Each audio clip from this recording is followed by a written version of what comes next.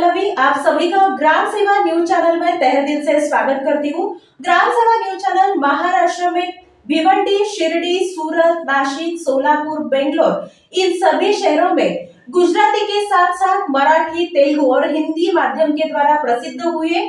आज ही ग्राम सेवा news channel को सब्सक्राइब करें, शेयर करें और लाइक करें। सरकारी, निमसरकारी, खाजगी कंपनी अथवा संघटित क्षेत्रातील इतर कोणत्याही संस्थेत उद्योगात नोकरीमध्ये असणाऱ्या व्यक्तींनी ऑटो रिक्षा परवाना प्राप्त केला असल्यास अथवा परवाना प्राप्त केल्यानंतर ते नोकरीत रुजू झाले असल्यास अशा व्यक्तींनी दिनांक 15 फेब्रुवारी 2025 पूर्वी त्यांचे ऑटो रिक्षा परवाने प्रादेशिक परिवहन कार्यालय सोलापूर येथे स्वेच्छेने जमा करावेत असे आवाहन प्रादेशिक परिवहन अधिकारी गजानन निरपगार यांनी केले आहे। प्रादेशिक परिवहन प्राधिकरणाच्या कार्यक्षेत्रामध्ये ऑटो रिक्षा परवाना संख्या मर्यादित करण्याचा निर्णय घेण्यात आला होता।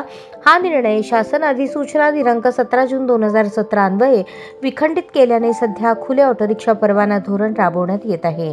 ऑटो रिक्षा परवाना धारण करताना अथवा परवाना धारण केल्यानंतर परवानाधारक सरकारी, निमसरकारी, खाजगी कंपनीत अथवा संघटित क्षेत्रातील इतर कोणत्याही संस्थेत उद्योगात नोकरी नसावी अशी प्राधिकरणाची अट आहे।